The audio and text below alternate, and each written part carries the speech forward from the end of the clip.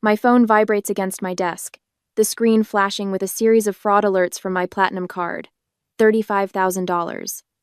My coffee mug slips from my fingers, shattering against the polished surface of my desk. Hot liquid seeps into the project files I'd just finished, 3 weeks of work ruined in an instant. No, no, no, I whisper, frantically dabbing at the spreading stain with a handful of tissues. But it's useless. Just like the birthday I'm spending alone at my design firm in downtown Denver, working late again because deadlines wait for no one, not even 29-year-old women whose families have forgotten what day it is. I abandon the soggy mess and stare at my phone. The charges are from Snowmass Lodge in Aspen, of those places where a bottle of water costs more than an entire meal anywhere else. The same resort where my sister June mentioned she'd be networking this weekend. My hands shake as I dial my parents' number. Mom answers on the 4th ring, her voice casual, as if we'd spoken just yesterday instead of a week ago when I'd transferred another $3,000 into their account. Lydia, honey, is something wrong? It's awfully late. There's $35,000 in charges on my platinum card from Snowmass Lodge. My voice sounds strange, hollow. Did someone steal my card? A pause. Then Dad's voice joins in. They've put me on speaker. Now, Lydia, don't get worked up. June needed a little treat. She's been working so hard looking for the right opportunity. The room tilts sideways. You gave June my credit card? Just as a small treat, Mom repeats, her voice soothing in that way that's always made me doubt my own reactions. She's networking with some very important people. 18 months ago, I moved my design workspace into my childhood bedroom. Dad's business had collapsed under a mountain of debt, and the family home, the one with the hand-carved banister and the kitchen where Mom taught me to bake snickerdoodles, was weeks away from foreclosure. I'd stepped in, became the mortgage guarantor, moved back home to save on rent. It's temporary, Dad had promised, his hand on my shoulder, just until I get back on my feet. Temporary stretched into permanent. My 70-hour work weeks covered the $12,500 monthly expenses, while my parents praised June's aggressive job hunting. Sunday dinners became my responsibility too, cooking through exhaustion while June scrolled through her phone, occasionally showing Mom pictures of places she'd like to vacation someday. Last month, I confronted Mom about the empty pantry. I gave you $4,000 for groceries 3 weeks ago, I said, staring at the bare shelves. Mom didn't look up from her magazine. Prices are up, dear. Your sister needs proper nutrition for job interviews. My hands had stopped trembling then, just as they stopped trembling now. A strange calm settles over me as I pull up my banking statements. There's $3,800 in charges at Whole Foods and Bristol Farms this month alone. I say, my voice steady. What exactly is June eating? Dad clears his throat. Now, Lydia, you know women are better with the shopping. Your mother handles all that. The unspoken implication hangs in the air. Don't question. Don't look too closely. Don't disrupt our comfortable arrangement. But I'm the mortgage guarantor. If my credit is ruined, we all lose the house. I look down at the banking app still open on my phone, scrolling through transaction after transaction. Something catches my eye, a charge at Nordstrom that matches a designer handbag I've seen somewhere before. Then I remember, June posted a photo on Instagram last week. Treating myself, the caption read. I'd assumed it was a knockoff. Across the room, Mom shifts in her chair, and I glimpse the edge of a familiar-looking bag partially hidden behind her seat. The same pale pink leather, the same gold hardware. Lydia? Are you still there? Dad's voice breaks through my thoughts. I need to go, I say quietly. My desk is covered in coffee and I have a presentation tomorrow. I hang up before they can respond, before they can offer the excuses I know by heart. The fraud alerts continue to light up my phone, each one a betrayal from the people who should have protected me. And for the first time in 18 months, I wonder if it's time to stop protecting them. Next morning, the beep of my voicemail echoes through the empty kitchen. It's 5:30 a.m., and I've been awake since 3, my mind racing with numbers and betrayal. I press play, expecting another creditor hunting Dad's unpaid bills. Instead, June's voice fills the room. Mom, I need the platinum card before Lydia changes the PIN again. The limit should cover the full weekend at Snowmass. My stomach lurches. I grab the counter, knuckles white against the marble. Don't worry about her finding out. June continues, laughter bubbling through her words. She never checks the statements until the end of the month. By then, I'll have made some connections that could really help all of us. Dad's voice rumbles in the background. Tell her we'll leave it in the usual spot. I sink onto the bottom stair, the cold wood pressing against my thighs. The nausea intensifies as June adds, remember last time she freaked about the Nordstrom charges? God, she acts like we're stealing, as if she doesn't owe us after everything you guys did raising her. Mom's voice clearer now. She's always been so uptight about money. Not like you, sweetheart. The message ends. My hand trembles as I press play on the next one, recorded just 2 days ago. Got the card, June says. The room is amazing. You guys should see the view of the mountains from here. The betrayal wraps around my chest like a vice. Not a mistake, not an impulse. A coordinated plan by all three of them. When I confront them 3 hours later, they're already waiting at the kitchen table. June's voice emerges from Dad's phone on speaker, the tinny sound of her ordering room service in the background. Just some fresh berries, the avocado toast with the poached eggs, and a mimosa, she tells someone before addressing us. Lydia, you're overreacting. It's family money. I remain standing while they lounge in their chairs. Mom sips her coffee, avoiding my eyes. Tell her, Dad. June prompts through the speaker. Dad clears his throat. Look, Lydia, we're in a bit of a situation. Our cards are maxed out too. There was no other option. No other option? The words escape through clenched teeth. Well, there's also the tax lien. Dad adjusts his reading glasses, a nervous tell I recognize from childhood. I meant to tell you. The IRS filed it last month. That's why I needed the extra $4,000. Mom reaches for my hand. I pull away. And I've been giving June a little of the grocery money each week, she admits, her voice soft. She needed professional clothes for interviews. June sighs through the speaker. It's family money anyway. Don't be so uptight.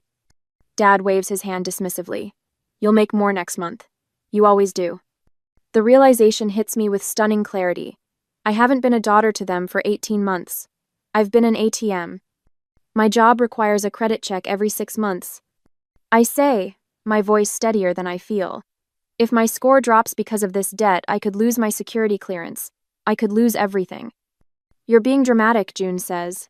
I hear ice clinking in a glass.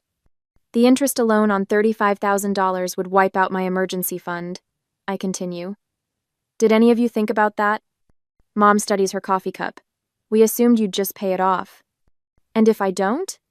June's tone sharpens. Then I'll come to your precious design firm and tell everyone how you abandoned your family. How would that look to your fancy clients? June, Dad warns, but there's no real reprimand in his voice. If we lose the house, it would be on you, Mom adds quietly, after everything we've done for you. I walk to Dad's office without responding. The filing cabinet in the corner contains every important family document, organized by my father back when he ran a legitimate business. I find what I'm looking for in the third drawer. The deed to the house, transferred to my name 18 months ago when Dad faced the tax lien, a fact they've apparently forgotten. As I hold the deed papers in my hands that night, I wonder if I should confront them immediately with this leverage, or develop a more comprehensive plan. Immediate confrontation might stop the bleeding, but patience might allow me to secure my future once and for all. What would you do when the family that should protect you becomes the threat you need protection from? June returns from Aspen with a tan that cost more than my first car. She tosses her designer luggage in the foyer and announces she's hosting a homecoming dinner tonight. I already picked up groceries, she says, waving my credit card statement in my face like a trophy. The least you can do is show up on time. I stand in the kitchen doorway that evening, watching my parents fawn over June's overcooked pasta and watery sauce.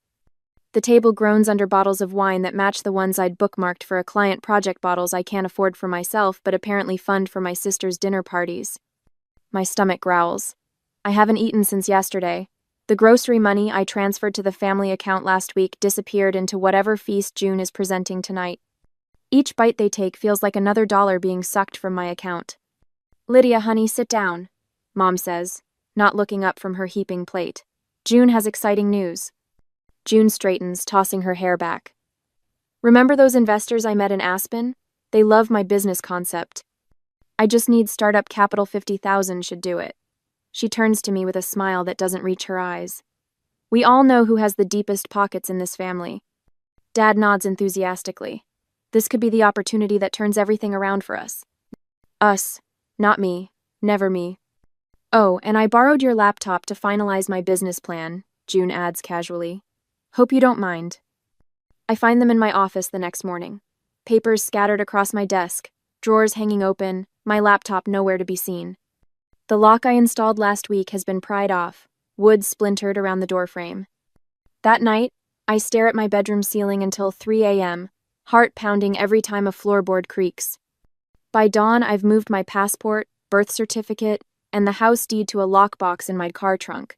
The irony doesn't escape me. I'm hiding my possessions in my own home. When my work presentation falls flat the next day, my boss pulls me aside. Lydia, is everything all right? You look exhausted. Before I can answer, my phone vibrates another creditor calling about my father's unpaid medical bills. I silence it with trembling fingers. Just a rough night, I lie. At the financial advisor's office later that day, I spread out 3 months of bank statements while she reviews the spreadsheet I've created. Every unauthorized charge, every borrowed dollar meticulously documented. These patterns constitute financial abuse, she says gently. You understand that, right? I nod, my throat tight.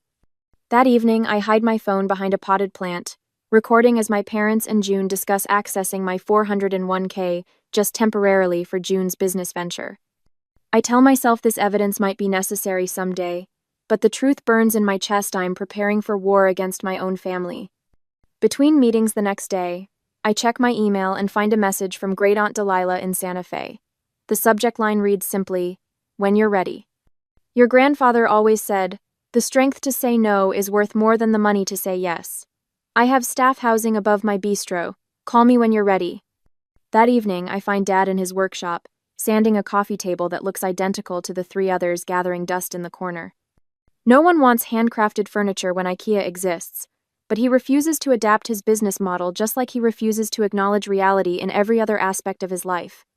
Dad, we need to talk about the credit cards. He doesn't look up. Family supports each other no matter what. That's what makes us family.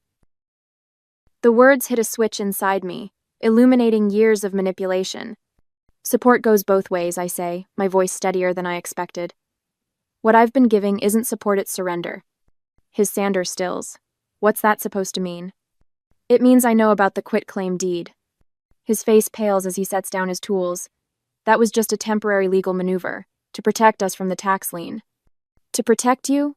I correct him. And now it protects me. In that moment, standing among the sawdust and failed projects, I realize my worth isn't measured by what I provide to my family. It never was. Later that night, Aunt Delilah emails detailed employment contracts for all 3 family member server positions at her bistro, with staff housing included. Her terms are clear. Actual work for actual pay. No handouts.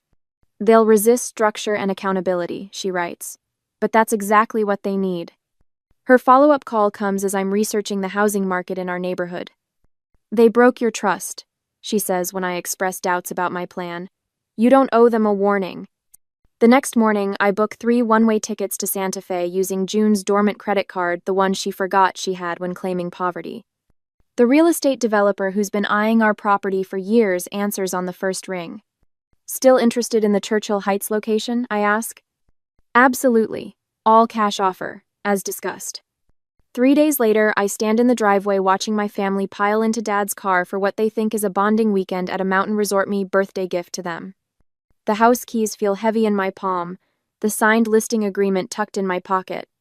As their taillights disappear around the corner, I take out my phone and call the realtor. They're gone, bring the sign. Later that day, the house feels different with them gone. Quieter, certainly, but there's something else, an absence of weight I hadn't realized I'd been carrying. I move through each room with purpose, my footsteps echoing against hardwood floors that have supported 3 generations of Carringtons. In my childhood bedroom, the one I'd surrendered to my design business 18 months ago, I pull open drawers and methodically remove my possessions. Each item goes into labeled boxes: clothing, design materials, personal. My phone buzzes with texts from June asking if I've seen her favorite scarf. I silence it without responding. The vintage roll-top desk that once belonged to my grandfather yields old bank statements and receipts. I photograph each one, creating a digital record of my financial history with the family. When I find the jewelry box containing my grandmother's pearl earrings, the ones Mom borrowed last Christmas, I secure it in my purse rather than the moving boxes. By noon, I've changed the locks. The locksmith raises an eyebrow when I explain the situation. Family troubles? He asks, handing me the new keys. Family solutions, I correct him. While he's still loading his tools into his van, my phone rings. It's Sandra, the realtor I contacted yesterday. Lydia, you won't believe this. I've already received a full-price offer. The developer I mentioned, they're prepared to close within the week, all cash. My hand tightens around the phone. That's faster than I expected. Cash offers move quickly. They're eager to break ground on that new complex. Should I tell them you need more time? I look around at the half-packed boxes, at the framed family photo still hanging crookedly in the hallway, my father's arm around June's shoulders, my mother smiling at them both while I stand slightly apart. Always the observer. Number fast is good. 2 hours later, I'm sitting across from Teresa Blackwell, the attorney I found through Aunt Delilah's network.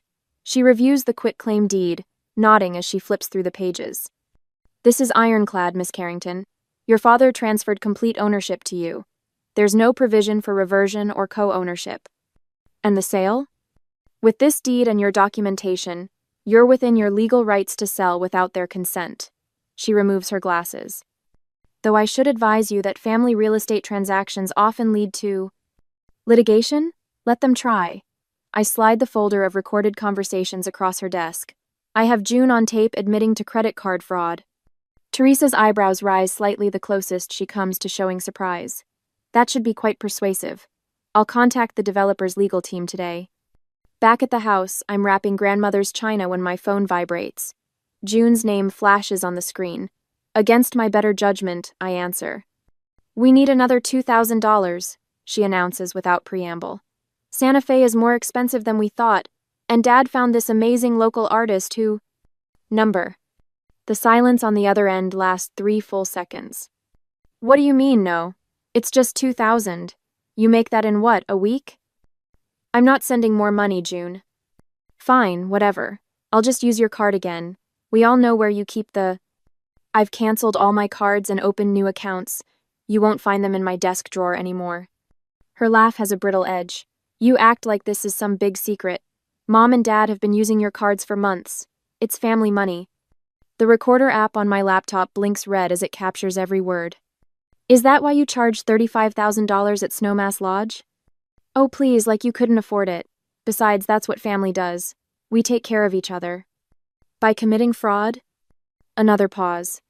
You wouldn't dare call it that. If you even think about making trouble, I'll contest any crazy thing you might be planning. Dad says the house is still technically family property regardless of some stupid paper he signed. I end the call and immediately send the recording to her email with a single line. Legal definition of admission of guilt. Within minutes, my parents' number lights up my phone. 5 missed calls. 7 text messages, each more frantic than the last. What have you done? June is hysterical. We need to talk about this as a family. Your father never meant to sign over the house completely. Did you know about the investment account? Lydia, Eleanor Carrington, answer your phone right now. We can explain everything. I silence the phone and return to packing. The movers arrive tomorrow. Later that evening, as I'm labeling the last box of kitchen items, my attorney calls. The developer has agreed to the expedited closing. We can have funds transferred by Friday. She pauses. They've asked if your family will need a grace period to vacate the property. The question catches me off guard. Would mercy now invite future manipulation, or would a clean break without compromise finally teach them the lesson they needed to learn? I think of June's casual admission about the credit cards, of Dad's dismissal of my concerns, of Mom hiding designer bags behind chairs while pleading poverty. No grace period, I decide, but I have made other arrangements. After hanging up, I call Aunt Delilah. It's happening faster than expected, I tell her. Can your offer of housing still stand? The apartments above the bistro are ready whenever they are, she says. And I've drawn up employment contracts for all 3 of them. Real work, real wages. They won't like that. They don't have to like it.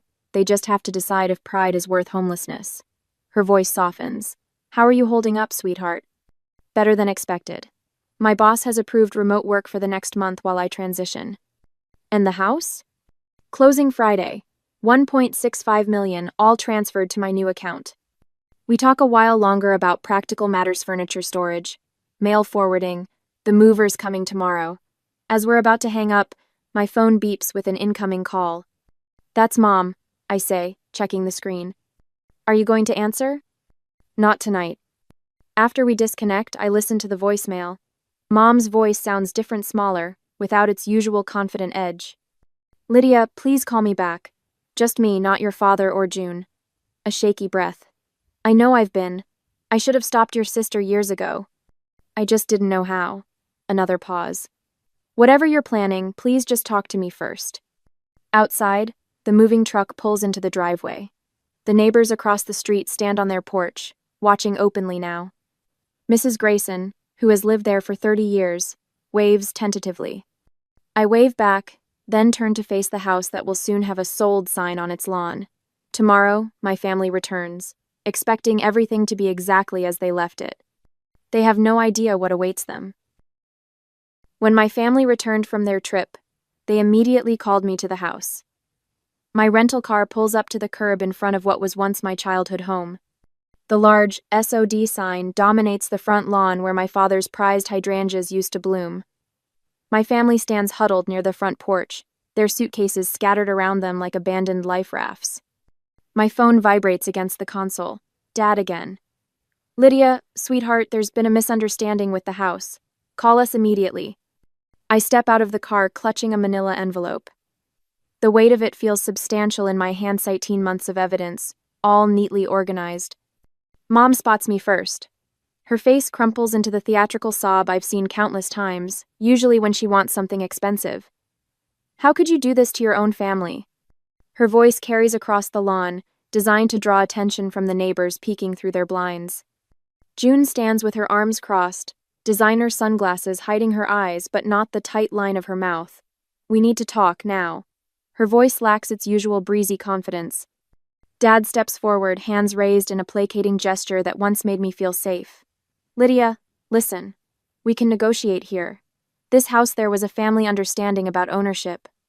Understanding? I keep my voice level. You tricked me into signing that quitclaim deed, he says, his voice dropping to a conspiratorial whisper. I never would have signed if I knew you'd pull something like this. Something like what? Protecting my assets? June steps forward. Look, I know things got a little out of hand with the credit card, but we'll pay you back when my business takes off. My Aspen connections are solid. My mother nods eagerly. Just a few more months, sweetheart. Your father has prospects. The same promises, recycled endlessly like the birthday cards they regift to me each year with the wrong age. I open the manila envelope and pull out the first document. This is the original quitclaim deed you signed 18 months ago, Dad. Your signature, witnessed by your own attorney. I place it on the hood of my car and add another paper. This is a transcript of June's voicemail to you both, planning to use my credit card before she changes the PIN again. My father's face pales. I continue laying out documents one by one. Bank statements showing $3,800 in grocery charges when the pantry remained empty. Credit card bills with June's Aspen charges highlighted. Tax lien notices you hid from me while I paid the mortgage. Now, Lydia, my father starts, but his voice lacks conviction. The house sale is final. The proceeds have covered your tax lien, my maxed out credit cards, and 18 months of supporting 3 adults. I pull out 3 plane tickets. Aunt Delilah has housing and jobs waiting for you in Santa Fe. Here are your tickets for tomorrow morning. June snatches the ticket from my hand, then freezes as she examines it. This was charged to my credit card. You had no right. The same right you had to use mine. I reply. The difference is, I recorded you admitting to fraud, which means you can either accept these tickets or explain to the police why you stole $35,000. From my briefcase, I withdraw 3 identical folders and hand one to each family member. These are invoices detailing everything I've paid for since moving back home. Mom flips through the pages, her face flushing darker with each turn. We're your parents. You can't charge us for raising you. This starts 18 months ago, when I became the parent. I say, my voice carrying across the lawn. Before that is free. Neighbors have abandoned all pretense of not watching. Mrs. Henderson waters the same patch of grass she's been standing by for 10 minutes. Rent at market rate for the master bedroom you took over while I slept in my childhood twin bed. I continue. Groceries, utilities, property taxes, car insurance for vehicles I don't drive, clothing allowances, June's spa days. June tries to walk away, her heels stabbing into the soft grass. I wouldn't leave if I were you, I call after her. The credit card debt is legally in your name now. I have the transfer documentation right here. She stops, her shoulders rigid. You have two choices? I say, gesturing toward the tickets on the hood of my car. Accept Aunt Delilah's offer or figure it out yourselves, but you won't be figuring it out with my money anymore. Dad looks at Mom, a silent communication passing between them. For the first time, I recognize it for what it is, not the romantic telepathy I once imagined, but the conniving of co-conspirators. I slide back into my car and watch through the windshield as reality settles over them. Their voices rise in argument, Mom pointing at June shoving Dad's shoulder when he tries to calm her. My phone buzzes with a text from a friend who works at the local bank. Quentin and Margot just got rejected for a personal loan. Third bank this morning. The moving truck that contains what little I salvaged from my childhood pulls away from the curb. I watch my family in the rearview mirror, still huddled on the lawn, still arguing about whose fault this is. No one waves goodbye. As I drive toward my new downtown loft, the weight on my shoulders lifts for the first time in 18 months. The invoice has been delivered. Payment, in one form or another, will finally be collected. A year later, morning sunlight streams through the floor-to-ceiling windows of my downtown Denver loft, casting golden rectangles across the polished concrete floor. 6 team members sit around my conference table, nodding as I walk them through the presentation for our biggest client. The interactive elements need to be intuitive enough for their older demographic. I say, swiping through mock-ups on the wall-mounted screen, let's revise the navigation once more before Thursday's pitch. My phone buzzes on the table. 4 times in rapid succession. A year ago, I would have lunged for it, heart racing, wondering what family crisis needed my immediate attention. Today, I glance at it briefly, note the bank notification icon, and turn back to my team. Danny, can you walk us through the user testing results? My phone remains face down. Do not disturb engaged during working hours. The framed poster behind my desk catches the morning light. Generosity without boundaries isn't kindness, it's self-neglect. Beside it hangs my Innovation and User Experience Award from last month for the project that had once been coffee-stained and delayed by family demands. After the meeting disperses, I check my notifications. A fraud alert from my credit card company, $2,400, charged at an electronics store in Phoenix. I settle into my ergonomic chair and methodically report the fraudulent charges, request a replacement card, and document the case number in my financial spreadsheet. No racing pulse, no shattered coffee mugs. Just a minor inconvenience to be handled between client calls. Lydia? Mark from the marketing team leans against my doorframe. I hate to ask, but I'm in a bind with the Davidson proposal. Could you front me the deposit for the focus group facility? Just this once? The company card is maxed from that conference last week. I meet his eyes, noting the casual expectation in his tone. The company has an established process for expense advances. Paula in accounting can help you submit the request form. But that takes 3 days and I need it today. Then you should have planned accordingly. The words come easily now, without guilt or second guessing. I'd be happy to help you prioritize the timeline if the focus group needs rescheduling. He blinks, surprised at the boundary, then nods. Yeah, okay, thanks anyway. I recognize entitlement so quickly now, spotting the familiar patterns in colleagues, clients, even potential dates. The clarity feels like a superpower. Saturday afternoon finds me at Aunt Delilah's Bistro in Santa Fe. Through the kitchen window, I spot my father expediting orders while my mother arranges fresh flowers on the tables. June emerges from the back, carrying trays with practiced efficiency. Later, Delilah and I share dinner on her apartment balcony overlooking the plaza. She raises her wine glass to drawing lines in the sand and standing behind them. I clink my glass against hers, savoring the cool Chardonnay. I couldn't have done it without you. Nonsense. Delilah's eyes crinkle at the corners. Your grandfather would have done exactly the same thing. That backbone of yours is pure Carrington steel. When I return to Denver on Sunday, a certified letter waits in my mailbox. Inside is an envelope containing $4,000 in crisp hundreds and a handwritten note from June. Lydia, this is this month's payment. I'll send the same amount monthly until it's repaid. You were right. Real respect comes from earning your way, not taking someone else's. Mom and Dad started counseling last week. Things are different here. Maybe someday they will be between us too. June. I carry the cash to my home office and add it to my future home fund rather than depositing it into my checking account. As I file June's first repayment, I wonder if some relationships can only heal after they're broken completely and rebuilt from scratch. Is it better to forgive family who've hurt you once they've faced consequences? Or is maintaining distance the only way to ensure the cycle doesn't begin again?